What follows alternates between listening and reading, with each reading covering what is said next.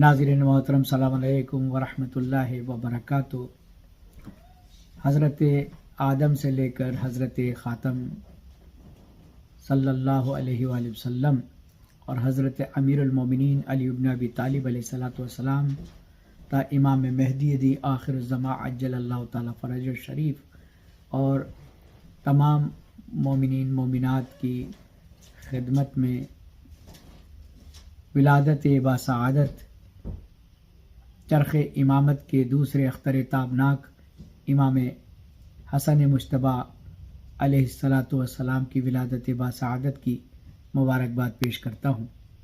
اللہ سبحانہ و تعالی آپ کی ولادت باسعادت کے صدقے میں اس کائنات کو امن و امان عطا فرمائے اور امام زمانہ کے ظہور میں تعجیل فرمائے۔ اعوذ باللہ من الشیطان اللعین الرجیم، بسم اللہ الرحمن الرحیم، وبہ نستعین وہو خیر الناصرین، اما بعد فقد قال اللہ الحکیم فی القرآن الکریم وقولہ الحق وہو اصدق القائلین۔ بسم اللہ الرحمن الرحیم، انما یرید اللہ لیذہب عنکم الرجس اہل البیت ویطہرکم تطہیرا، اللہم صلی علی محمد وآل محمد۔ اعزائے گرامی، آئے تطہیر کے مصداق حضرت امام حسن مجتبی علیہ السلام کی نور مبارک کی آمد پر، رسالت مآب کے گھرانے میں آمد پر مبارکباد پیش کرتا ہوں۔ بہت سی باتیں ایسی ہیں کہ جنہوں نے امام حسن مجتبی علیہ السلام کی ولادت کے ساتھ اس کائنات میں جنم لیا۔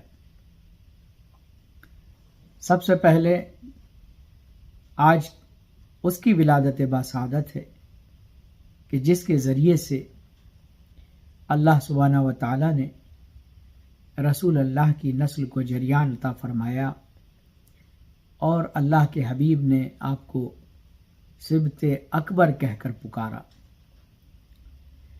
امام حسن مجتبی علیہ السلام کی ذات والا صفات وہ ذات ہے کہ یہ شرف سب سے پہلے اور اس کے بعد جو حاصل ہوا وہ یہ کہ کائنات میں یہ وہ مولود ہے کہ جس نے معصوم باپ اور معصوم ماں کے ذریعے سے اس زمین پر قدم رکھا۔ اس سے پہلے کسی نبی اور کسی وصی کا ایسا سلسلہ نہیں ہے کہ جس کے والدین معصوم ہوں۔ یہ سب سے پہلا نونہال ہے جسے رسول نے صبت اکبر کہہ کر سینے سے لگایا، اپنی زبان چسا کر آپ کی زندگی میں وہ رنگ بھرے کہ جو دنیا مٹا نہ سکی۔ امام حسن مجتبی سے پہلے کسی کے والدین معصوم نہیں۔ حضرت عیسیٰ کی والدہ معصومہ تھیں، لیکن وہ بھی معصومہ ہونے کی وجہ سے ان کو کفر نہ ملا اور ان کے والد نہیں تھے۔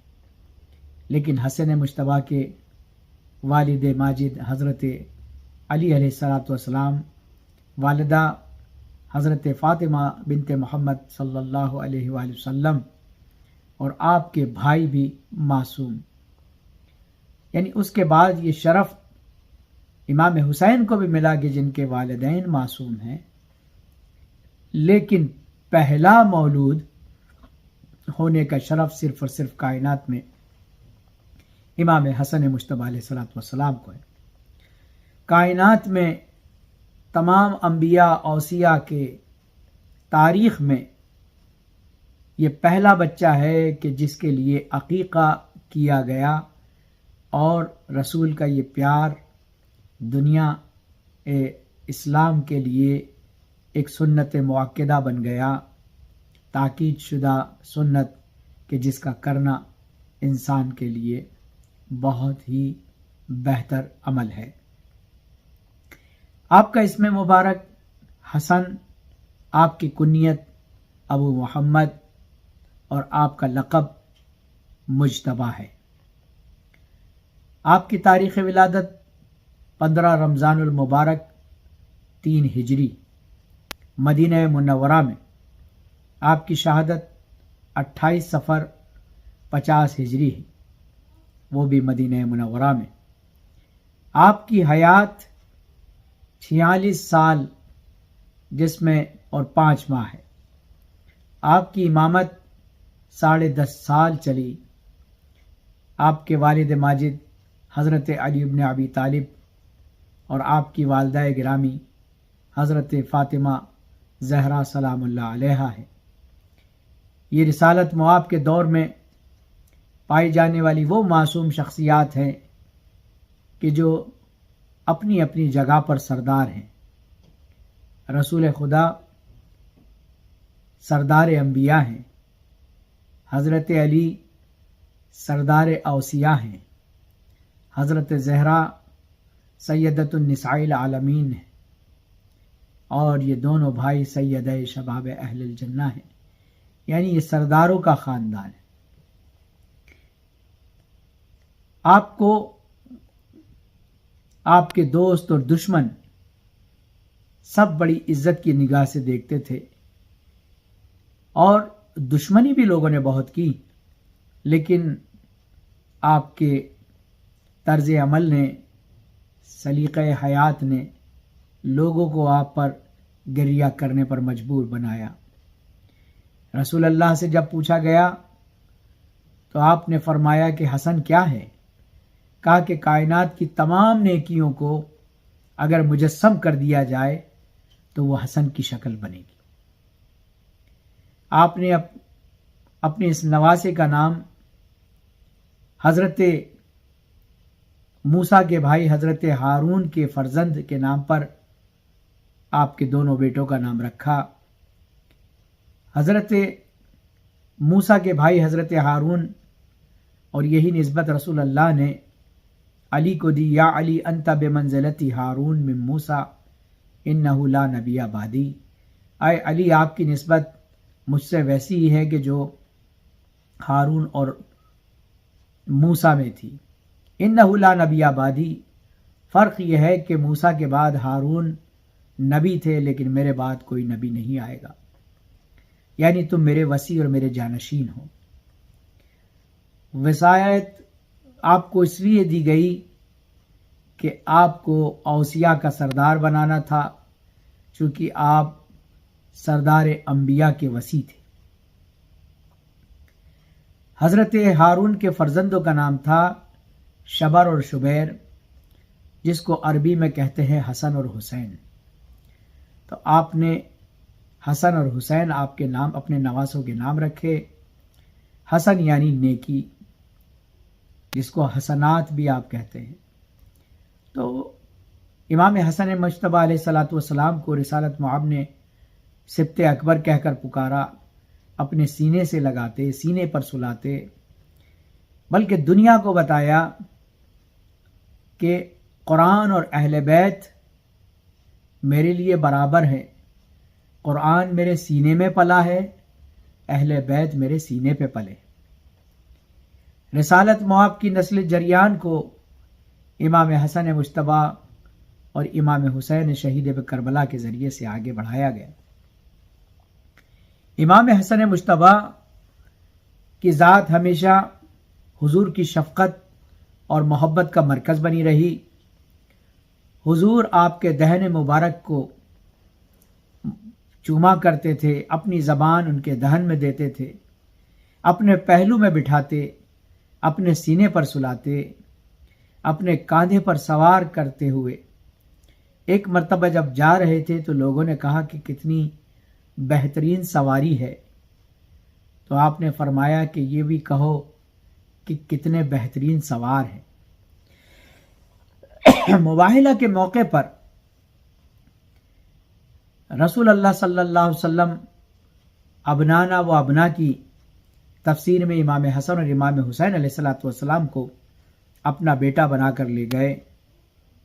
حالانکہ اس وقت حضرت ابراہیم جو فرزند رسول خدا ہیں وہ زندہ تھے، ان کو نہیں لے جا کر بلکہ سبط اکبر اور سبط اصغر کو اپنے ساتھ ابنا کی تفسیر میں لے کر گئے، اور حسنین علیہ السلام کے سلسلے میں فرمایا کہ یہ دونوں میرے فرزند ہیں، خواہ یہ صلح کریں خواہ یہ قیام کریں۔ امام حسن مجتبی علیہ السلام کی پوری زندگی اللہ کے لیے جان و مال اور جہاد راہ خدا میں کرتے ہوئے گزر گئی۔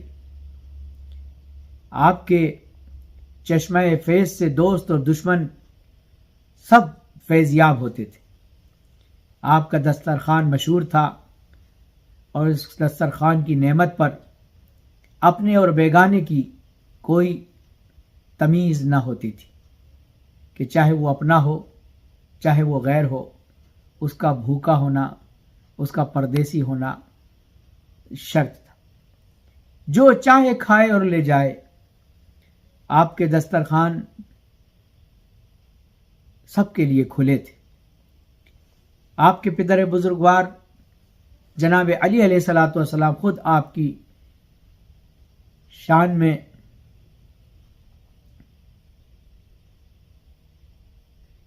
یہ بیان کرتے ہیں کہ حسن اللہ کی دی ہوئی وہ عظیم نعمت ہے کہ جس کا جتنا شکر ادا کیا جائے کم ہے۔ آپ نے فرمایا کہ میں خدا کی بارگاہ کا سائل ہوں، مجھے حیا آتی ہے کہ میں اس سے مانگوں اور جو کچھ اس نے مجھے دیا ہے اس کو میں دوسروں کو نہ دوں۔ آپ نے زندگی میں 25 پیدل حج کیے۔ آپ فرماتے تھے کہ مجھے حیا آتی ہے کہ اپنے معبود کے گھر میں سواری پر بیٹھ کر جاؤں۔ آپ کی زندگی کی ابتدائی 7 سال رسول اکرم کے سائے میں گزرے، اور یہ وہ زمانہ تھا جب حضور کی ذات عقیدت و احترام کا ایسا مرکز تھی کہ جس کے گرد اقتدار اور حکومت کے دائرے سے پھیلتے جا رہے تھے۔ اور 11 ہجری میں رسالت مآب جب رحلت فرما گئے تو اہل بیت رسالت کے لیے ابتلا اور آزمائش کا ایک طویل عرصہ شروع ہو گیا۔ امام حسن مجتبی اس دور میں صبر و تحمل اور اعتماد اور توکل کے ساتھ اپنے والد حضرت علی علیہ السلام کی سرپرستی میں خدمت دین اور حفاظت دین اور شریعت کا فریضہ انجام دیتے رہے۔ 36 ہجری میں حضرت علی علیہ السلام کی ظاہری خلافت آنے پر آپ نے امور حکومت میں اپنے بابا علی مرتضیٰ کا ہاتھ بٹایا۔ جمل اور صفین کے خون ریز معرکوں میں آپ بھی سرگرم عمل رہے۔ 41 ہجری میں حضرت علی علیہ السلام کی شہادت کے بعد کار ہدایت اور حکومت براہ راست امام حسن مجتبی علیہ السلام کے دست قدرت میں آ گئی، اور یہ وہ دور تھا کہ جس میں لوگ زیر تشکیل معاشرہ اور داخلی تضاد اور قتل و غارت گری کا نشانہ بن چکا تھا۔ اسلامی دشمن قوت خود اسلام کے لبادہ اوڑھ کر اسلام کے مقابلے میں کھڑی تھی اور اس کی بیخ کنی کر رہی تھی۔ ملت کے داخلی انتشار کا سبب کوئی اور نہیں بلکہ امت مسلمہ تھی۔ ایسے میں آپ نے شام کے حکمران سے صلح کر اسلام کو بچا کر یہ طے کر دیا کہ آل محمد کے نزدیک دین کا فائدہ سب سے بڑا فائدہ، دین کی حفاظت سب سے بڑی حفاظت، اور دین کی ذمہ داری سب سے بڑی ذمہ داری ہے یہ دنیاوی حکومتیں ان کے ٹھوکروں میں ہیں اور وہ اس کے لیے لوگوں سے جنگ نہیں کرتے۔ آپ 50 ہجری میں آپ جب شہید کر دیے گئے تو شہادت کے بعد جب روضہ رسول میں آپ کے جنازے کو دفن کیا جانا تھا تو اس وقت آپ کے جنازے پر تیر برسائے گئے۔ لہذا امام حسن مجتبیٰ علیہ الصلوۃ والسلام کی زندگی اول سے آخر تک دین مبین اسلام کے لیے وقف رہی اور آپ نے بہت سی چیزیں، بہت سی باتیں ہمارے لیے بیان فرمائی۔ امام کی مشہور احادیث میں شکر کے موضوع پر آپ فرماتے کہ اگر کوئی شخص کسی کے ساتھ ایک نیکی کرے لیکن وہ اس کا شکریہ ادا نہ کرے تو دنیا اسے احسان فراموش کہتی ہے، کہ انسان کے ساتھ نیکی کر کے اگر اس کا شکر ادا نہ کرے تو وہ احسان فراموش کہلاتی ہے اور اس کو ملامت کرتی ہے۔ ایسے انسان کو پست فطرت انسان کہا جاتا ہے۔ اب ذرا سوچئے کہ کتنا پست فطرت ہوگا وہ انسان کہ جو اس ذات کا شکریہ ادا نہ کرے جس نے اسے ہمیشہ اپنی نعمتوں سے نوازا۔ اس لیے امام نے فرمایا اللؤم ان لا شکرکم تشکرکم النعمہ، نعمت کا شکر ادا نہ کرنا پستی ہے۔ آپ نے دوستی کے سلسلے میں فرمایا کہ دوست کی اہمیت ہمیشہ بہت زیادہ رہی ہے۔ دوستوں کی عادتیں اور خصلتیں بہت تیزی سے ایک دوسرے پر اثر کرتی ہے۔ اسی لیے یہ کہا گیا ہے کہ اگر کسی کو پہچاننا ہو تو دیکھو کہ اس کے دوست کون ہیں، یعنی اگر دوست اچھے ہوں گے تو وہ خود بھی اچھا ہوگا، اور اگر دوست برے ہوں گے تو ان کی برائی اس میں بھی ضرور ہوگی۔ دوستی کی اسی اہمیت کے پیش نظر آپ نے اپنی حدیث میں فرماتے ہیں کہ اپنے بیٹے سے فرمایا کہ اے بیٹا، کسی سے برادری کا رشتہ اس وقت تک استوار نہ کرو جب تک یہ نہ جان لو کہ وہ کہاں جاتا ہے، کہاں سے آتا ہے۔ پس جب تم اس کے حال سے اچھی طرح باخبر ہو جاؤ اور اس کی معاشرت سے راضی ہو جاؤ تو اس کے ساتھ برادری کا رشتہ یعنی دوستی کا رشتہ استوار کرنا، بشرطی کہ اس کی بنیاد غلطیوں کو نظر انداز کرنے اور سختی کے موقع پر ساتھ نبھانے پر ہونی چاہیے۔ ہر انسان اپنا رزق محبت اور عظمت کے سلسلے میں فرماتے ہیں کہ ہر انسان اپنا رزق یا دیگر ضروریات زندگی 3 طرح سے حاصل کرتا ہے، کسی پر دھونس جما کر، سختی کر کر، دوسرا بھیک مانگ کر، اور تیسرا اپنی محنت اور کوشش کے ذریعے۔ تو سختی کر کے یا بھیک مانگ کے انسان کی شخصیت خاک میں مل جاتی ہے، لیکن اپنی محنت سے اور اپنی کوششوں کے ذریعے سے کمائی ہوئی روزی اس کو عزت دلاتی ہے۔ اسی طرح سے آپ مسجد جانے کے فوائد کو بیان فرماتے ہیں